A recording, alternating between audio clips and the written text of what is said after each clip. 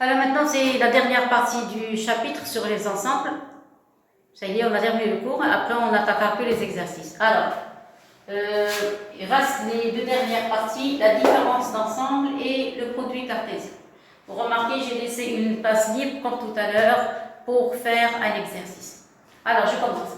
La différence entre deux ensembles. On considère un ensemble E, voilà, dans le cas général, sous A et B, deux parties de E. Vous voyez, on appelle différence des ensembles A et B, on a notre OA avec un trait penché, moins B. Vous voyez, voilà, on appelle l'ensemble des éléments qui appartiennent à A, c'est l'ensemble A moins B, c'est l'ensemble des éléments qui appartiennent à A et qui n'appartiennent pas à B. Je répète, appartiennent à A et n'appartiennent pas à B.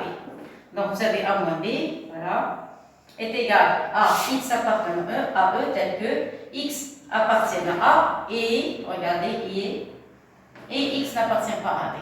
Clair? Alors, une petite remarque. Alors, dans les exercices, on peut dire que X appartient à moins B. Attendez, vous êtes d'accord avec ça? Mais dans les exercices, comment on va rédiger? On peut nous donner ça, on considère A moins B par exemple. On a dit c'est l'ensemble des éléments qui appartiennent à A et qui n'appartiennent pas à B. Mais pour rédiger dans un exercice, comment on va faire? On va utiliser la remarque, elle est très importante. C'est la clé pour essayer de résoudre un tel exercice, quand il y a la différence entre deux ensembles. Alors, regardez, j'ai pris la définition. Vous avez A moins B, c'est quoi? C'est l'ensemble des X appartenant à E, tel que X appartient à A, on a dit, et X n'appartient à B, n'appartient pas à B. C'est-à-dire, si vous prenez un X de cet ensemble, un X de A moins B, qu'est-ce que ça veut dire? On a dit que X appartient à A, et équivalence. Et X n'appartient pas à B. C'est-à-dire, encore une autre équivalence. X appartient à A, et si X n'appartient pas à B, c'est-à-dire X appartient à B bar. Vous êtes d'accord? Et qu'est-ce qu'on a dit dans la partie précédente? Et on le remplace par l'intersection. Voilà, je vais mettre en bleu. Voilà, donc X appartient à A et X appartient à bar.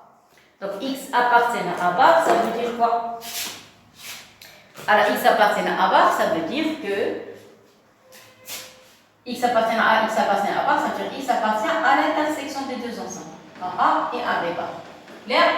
Ça veut dire quoi? Puisque vous avez l'équivalence, donc vous avez A moins B est égal à A inter B bar.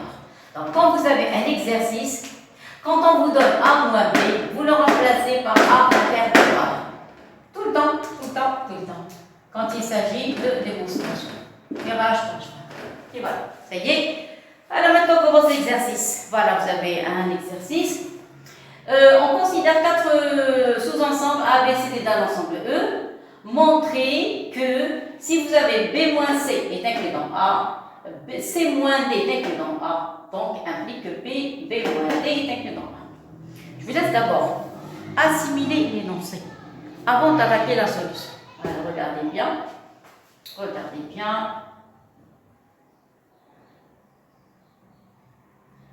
Lisez bien l'énoncé.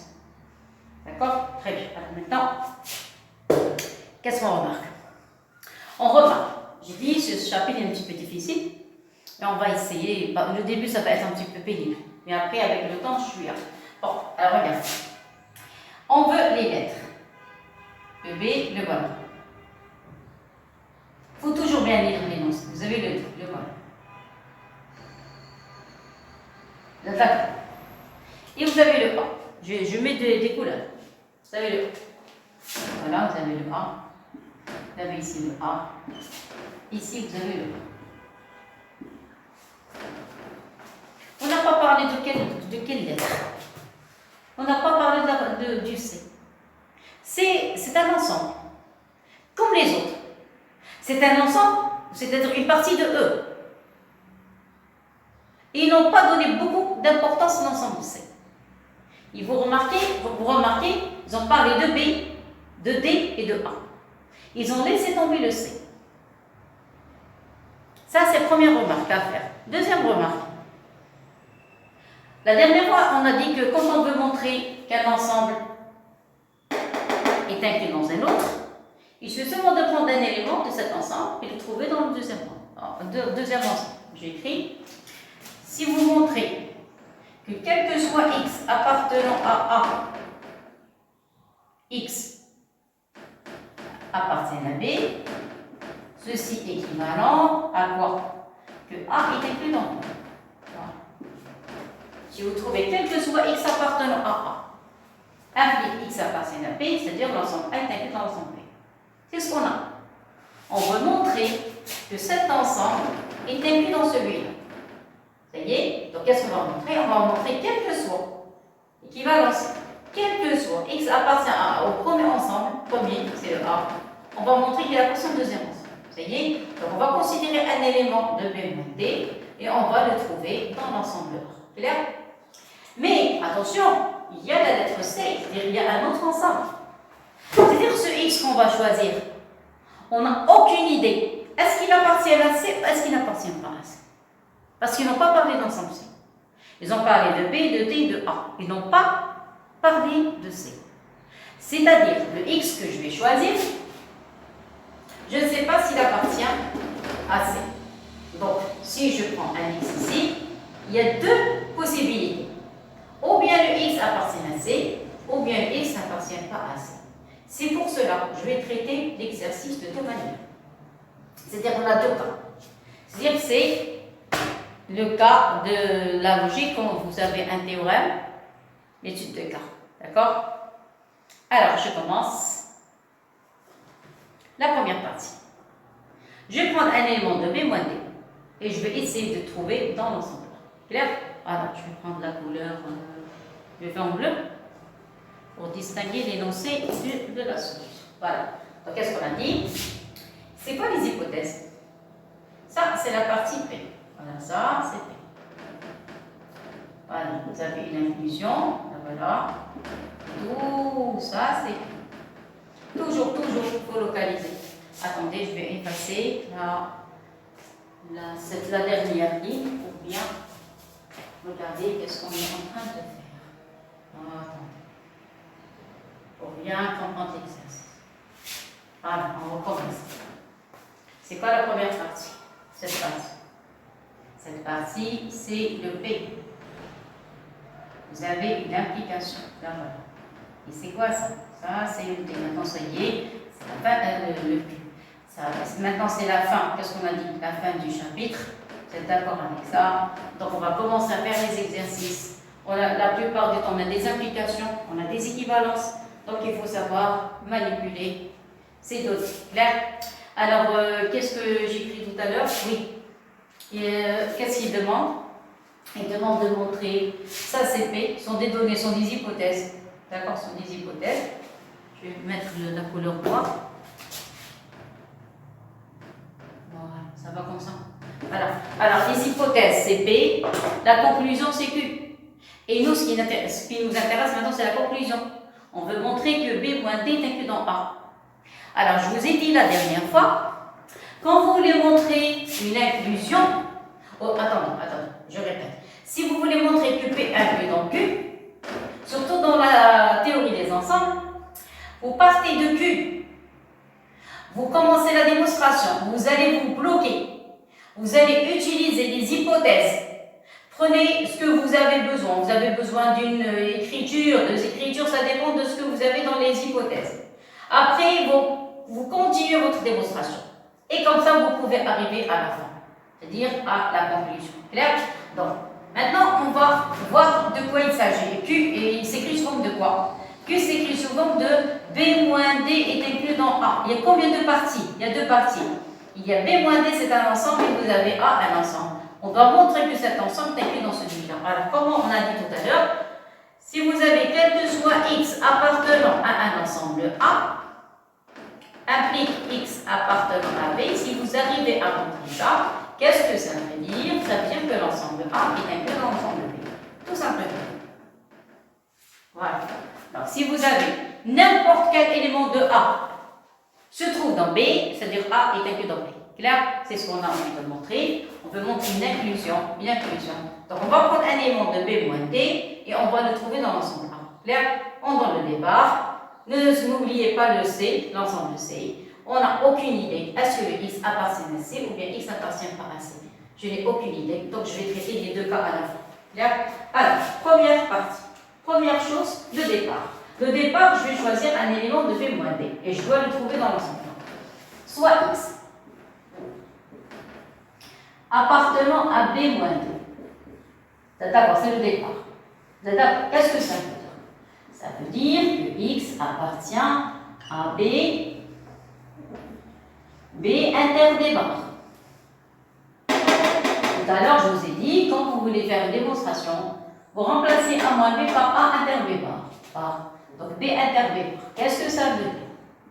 Ça veut dire que X appartient à B et X appartient à D bar. D'accord. Qu'est-ce que ça veut dire? Ça veut dire que X appartient. Je n'ai pas encore commencé la démonstration. J'écris seulement qu'est-ce que ça veut dire X appartient à B moins D. Tout simplement. Mais ici, je vais commencer la démonstration. Donc, je répète, j'ai pris un X de B moins D. Qu'est-ce que ça veut dire? Ça veut dire que X appartient à B interdébat. J'ai pris cette formule. Ça veut dire quoi? Que X appartient à B, l'intersection, on écrit souvent de et X appartient à D bas. Qu'est-ce que ça veut dire encore? Que X appartient à B et X n'appartient pas à D. Voilà. Et c'est tout. Clair? Donc, qu'est-ce que j'ai fait? J'ai expliqué l'écriture B moins D. Tout simplement. Tout simplement. Ça y est, vous avez même une équivalence. Si vous avez X appartient à B et X n'appartient pas à D, ça veut dire que X appartient à B et X appartient à D bar. Si vous avez X appartient à B et X appartient à D bar, donc X appartient à l'intersection. Si X appartient à B inter-D bar, donc X appartient à B moins D, donc vous avez l'équivalence. Donc exprès, j'ai voulu montrer qu'on peut appliquer l'équivalence directement. Clair? Maintenant, commençons l'exercice. Voilà. Ça va maintenant? On peut commencer? Très bien. Allez, je commence. On a pris X appartient à B moins D. D'accord. Donc, il y a deux possibilités. Ou bien X se trouve dans l'ensemble C, parce que l'ensemble C, il est inclus dans l'ensemble, le grand ensemble E. Ou bien X n'appartient pas à C. Donc, il y a deux possibilités. Je ne peux pas trouver la troisième. Donc, premier cas. Premier cas, attendez, je vais poser le stylo, prendre la couleur noire. Donc, premier cas, X appartient à C. Si X appartient à C, et on sait ici que X n'appartient pas à D. D'accord, voilà, regardez, X appartient à B, X n'appartient pas à D. Donc, je vais prendre le fait que X n'appartient pas à D. Il y a des élèves qui vont me dire, pourquoi vous avez choisi X n'appartient pas à D, vous n'avez pas choisi X appartient à D. Vous allez voir pourquoi. Parce que j'ai pris le premier cas, X appartient à C, donc, et X n'appartient pas à D. Qu'est-ce que ça veut dire? Ça veut dire que X n'appartient pas, X appartient à C. Qu'est-ce qu'on a dit, c'est quoi? Et c'est l'intersection avec D bar. Attention, n'appartient pas à D. Attends, je n'ai pas envie de sauter des cas. Donc, X appartient à C et X appartient à D bar. Parce que si X n'appartient pas à D, c'est-à-dire X appartient à D bar. C'est d'accord? Qu'est-ce que ça veut dire? C'est quoi le mot et? On a dit et, c'est l'intersection. Donc, X appartient à quoi? À C, inter D bar. C'est d'accord? Or, d'après l'énoncé, voilà, maintenant je me suis bloqué. Donc, je vais faire marche arrière et lire les hypothèses. D'après les hypothèses, on sait que C moins D est inclus dans A. D'après les hypothèses, c'est pour ça que j'ai choisi X n'appartient pas à D. J'ai choisi X appartient à C, regardez, X appartient à C, et j'ai choisi X n'appartient pas à D. Pourquoi? Pour avoir C inter D bar. Donc, si X appartient à C inter D bar, c'est-à-dire X appartient à C moins D. Parce que C inter D bar, c'est C moins D. Or, C moins D est inclus dans A. Or, C moins D, C, voilà, il faut écrire or. Or, C moins D est inclus dans A. Ceci implique par transitivité que X appartienne à A. Et voilà, on a gagné. Qu'est-ce qu'on a gagné? On est parti de X appartient à B moins D et je suis arrivé à X appartient à A. Donc, dans le premier cas, je répète, dans le premier cas, voilà, le premier cas, X appartient à C. Donc, dans ce cas, on a montré que B moins D, j'ai pris X de B moins D, j'ai trouvé dans A. B moins D est inclus dans A. Attention, j'ai pris que le premier cas. Le X appartient à C. Premier cas, voilà, vous marquez 1, admettons. Maintenant, le deuxième cas. Si X n'appartient pas à C, parce que je n'ai aucune indication, sur le X, est-ce qu'il appartient à C ou bien il n'appartient pas à C? Alors, deuxième partie, si X n'appartient pas à C, parce qu'on a deux possibilités, ou bien le X appartient à C ou bien X n'appartient pas à C. Alors, si vous faites une petite remarque, tout à l'heure, j'ai travaillé avec le fait que X n'appartient pas à D, c'est-à-dire que j'ai pris cette partie. Vous êtes d'accord? Mais je n'ai pas parlé avec X appartient à B, je n'ai pas encore utilisé. D'accord? Donc maintenant, puisque X n'appartient pas à C, et je prends la deuxième partie. Nous, qu'est-ce qu'on sait? On sait que X appartient à B. La partie verte. Donc la partie verte, la voilà. Et la partie rouge, la voilà. Clair? Donc, dans ce cas, je dois enlever les traits rouges pour ne pas commettre de confusion. Voilà. Ça y est, je vais souligner. Alors, appartient, voilà, le X et celui-là. Ça va? Très bien. Maintenant, je répète, deuxième partie, j'ai pris le X n'appartient pas à C. Mais je n'ai pas encore utilisé X appartient à B. Donc, X n'appartient pas à C, X appartient à B. Maintenant, changer de place. J'ai le droit. Donc, X appartient à B et X n'appartient pas à C. Qu'est-ce que ça veut dire? J'ai envie d'appliquer que des implications. Voilà. Donc, implique, vous êtes d'accord, comme cette démonstration. Vous voyez? Qu'est-ce que ça veut dire? Ça veut dire que X appartient à B et X appartient à C bar. Parce que si X n'appartient pas à C, donc X appartient à C bar. Vous avez l'intersection. On a dit l'intersection, c'est une intersection. Donc, vous allez avoir X appartient à B inter C bar. Et c'est quoi B inter C bar? C'est B moins C. J'utilise toujours cette relation, elle est extra efficace. Donc, vous avez X appartient à B, qu'est-ce qu'on a dit? Moins C. Vous êtes d'accord? Regardez, B inter C bar, voilà, A inter B bar, c'est A moins B. B inter C bar, c'est B moins C. Clair? Vous êtes d'accord? Donc, X appartient à B moins C.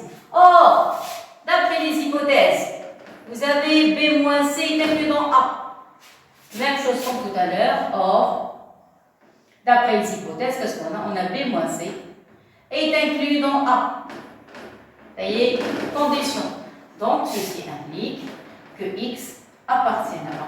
On a utilisé la transitivité. Vous avez X appartient à B moins C. B moins C est inclus dans A. Donc, par transitivité, X appartient à A. Conclusion, on est parti de quoi? On est parti toujours de X appartient à B moins D. Et on a trouvé que X appartient à A. D'où le résultat. Voilà. Donc les deux cas, on a trouvé, j'écris avec le rouge, la conclusion. Donc, dans le deuxième cas aussi, j'ai pris un X de B moins D et j'ai trouvé X appartient à A. Donc ça veut dire que B moins D, voilà, est inclus dans A. C'est ça? Normalement, on n'a pas le droit d'écrire pour le début, mais ici, je parle dans le cas. Dans ce cas, le premier cas, où X appartient à C. Donc, dans le cas X appartient à C, j'ai trouvé que B moins D est inclus dans A. Dans le cas où X n'appartient pas à C, encore j'ai trouvé B moins D est inclus dans A. Ça y est, donc la conclusion, donc, quel que soit X appartenant à B moins D, qu'est-ce qu'on a trouvé? On a X appartient à A. Et par conséquent, ceci implique quoi? Que B moins D est inclus dans A, et voilà le résultat final. Ça y est, donc qui nous a donné les cas? C'est l'ensemble C. Parce que pour l'ensemble C, on n'a aucune indication. Est-ce que le X appartient à C ou bien est-ce que le X n'appartient pas à C? Clair? Alors je répète, ils nous ont donné une application. Ne regardez pas l'énoncé. Vous avez une implication. Ça, tout ça, c'est P. Ça, c'est Q. Quand vous voulez montrer que P implique Q, surtout dans la théorie des ensembles, vous partez de Q. Pas Q, toute la partie, une partie de Q. Vous allez l'utiliser, après vous allez vous bloquer. Donc, j'ai besoin de quelques indications. Je suis seulement d'aller aux hypothèses, prendre ce que vous voulez, parce qu'ici on a deux catégories dans les hypothèses. Ça y est, vous allez les utiliser. Et ça va vous aider à arriver à la conclusion. Donc, qu'est-ce qu'on a fait? Pour montrer que B moins D est inclus dans A, j'ai pris un X de B moins D et je dois montrer qu'il appartient à A. Mais si je prends ce X appartient à B moins D, d'abord j'ai donné l'explication. S'il vous plaît, la partie bleue, ça c'est pas une démonstration, ça c'est seulement une explication. La démonstration commence à partir d'ici. Je vais mettre des étoiles. Première étoile et deuxième étoile. La démonstration commence à partir de X appartient à C, X appartient à C. Ça ne sont que des explications. Alors, c'est quoi X appartient à B moins D? Parce qu'il y a des élèves, s'ils ont envie de faire cet exercice, ils vont se poser la question, c'est quoi d'abord B moins D? Si X appartient à B moins D, qu'est-ce que ça veut dire? C'est d'accord, on est tous d'accord. D'accord, très bien. Alors, ça c'est un B. Alors, j'ai pris un X de B moins D, voilà. Qu'est-ce que ça veut dire qu'on a X appartient à B moins D? C'est-à-dire X appartient à B, B interdébat. D'où je vais sortir cette relation de ça. Si vous avez A moins B, c'est le premier ensemble le complémentaire du deuxième. Ça y est? C'est-à-dire, s'il appartient à l'intersection, ce X, donc il appartient au premier ensemble et appartient au second. C'est-à-dire X appartient à B et X n'appartient pas à B. Donc au début, j'ai expliqué qu'est-ce que ça veut dire. Qu'est-ce que ça veut dire? X appartient à B moins D. Ça va? Ça, c'est une explication. Voilà, pour ne pas confondre avec la démonstration. Ça y est? Et maintenant, la démonstration commence à partir d'ici. Si j'ai envie de montrer que B moins D est inclus dans A, le X, je n'ai aucune indication sur le X. Est-ce qu'il appartient à C ou bien est-ce qu'il appartient pas à C? Donc, il y a deux catégories. Ou bien X appartient à C, ou bien X n'appartient pas à C. Et n'oubliez pas que X appartient à B, X n'appartient pas à D. Donc, quand j'ai pris appartient, j'ai pris avec le fait que X n'appartient pas. Pourquoi? Pour appliquer la différence. Donc, X appartient à C, X n'appartient pas à D, donc appartient à D bas. C'est-à-dire appartient à l'intersection.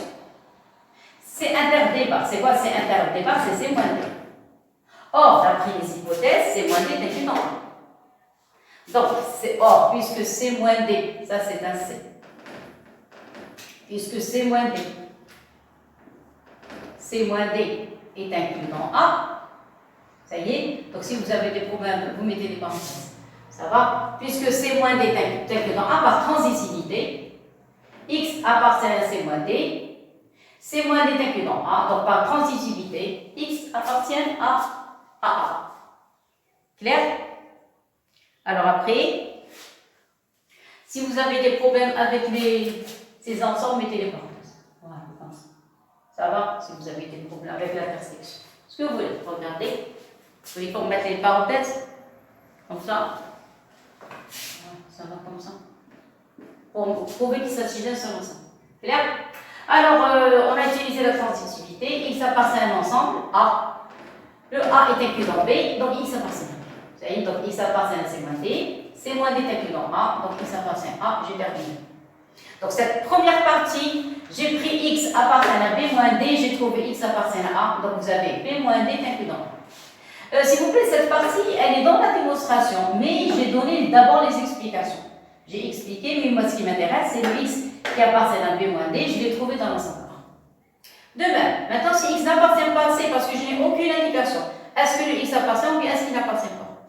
Donc, si X n'appartient pas à C, j'ai pris la deuxième partie, je ne l'ai pas encore utilisé, le fait que X appartient à B. Alors, j'ai pris X avec X appartient à C avec X n'appartient pas à D, pour appliquer la différence. Et le fait que X n'appartient pas à C, je l'ai pris avec le B. Après, j'ai changé de place. Donc, X appartient à B, j'ai mis au début. Et X n'appartient pas à C, c'est-à-dire quoi? X appartient à C bas. Et on le rend sous forme d'intersection. Donc, B inter C bas, clair. C'est quoi ça? C'est la définition de la différence. Donc, c'est quoi B moins C? D'après les données, B moins C est inclus dans A. Il faut mettre les parenthèses là-bas pour ne pas avoir de problème avec les ensembles. Et voilà. Ça y est. Donc, x appartient à B-C. B-C est inclus dans A, donc par transitivité, x appartient à A. Donc, dans les deux cas, on a trouvé B- est inclus dans A, B- est inclus dans A, et par conséquent, quel que soit x appartenant à B-D, on a trouvé x appartient à A, et par conséquent, B- est inclus dans A. D'où le résultat. Ça y est. Maintenant, la dernière partie, je n'ai pas donné beaucoup d'importance pour la dernière partie, on verra ça dans les exercices. J'ai parlé cette partie est très importante. Vous allez voir les exercices. Presque 80% des exercices, on trouve ces relations. Clair? Refaites cette démonstration, vous allez la rencontrer souvent. Clair? Pour le produit cartésien, pas de problème. Le produit cartésien, on a déjà vu ça dans les petites classes, c'est l'ensemble des couples. L'ensemble des couples, tout simplement. Si vous avez deux ensembles E et F, on a ça qu'on appelle produit cartésien. Entre les deux ensembles E et F, c'est l'ensemble des couples. Le couple XY, tel que X appartient au premier ensemble, Y appartient au second, tout simplement. Clair? Et si vous vous rappelez, quand on voulait résoudre des systèmes où il y a deux variables X, Y, des fois on n'arrivait pas à trouver une variable. On dit que S est égal à l'ensemble vide. Écoutez ce que j'ai dit. Des fois, on n'arrive pas à avoir une variable. Vous savez, quand vous essayez de résoudre un système, vous devez trouver exactement la valeur de x et la valeur de y pour avoir une solution. Admettons, si vous n'arrivez pas à trouver le x, ou bien si vous n'arrivez pas à trouver le y, S c'est l'ensemble vide. Vous êtes d'accord? C'est le cas ici. Si vous avez le produit cartésien est égal à l'ensemble vide, c'est-à-dire un des deux ensembles est égal à l'ensemble vide. C'est-à-dire l'un des deux, c'est-à-dire on ne peut pas trouver x ou bien on ne peut pas trouver y. Donc si on n'arrive pas à trouver x, donc E c'est l'ensemble vide. Si on n'arrive pas à trouver y, donc F c'est l'ensemble vide.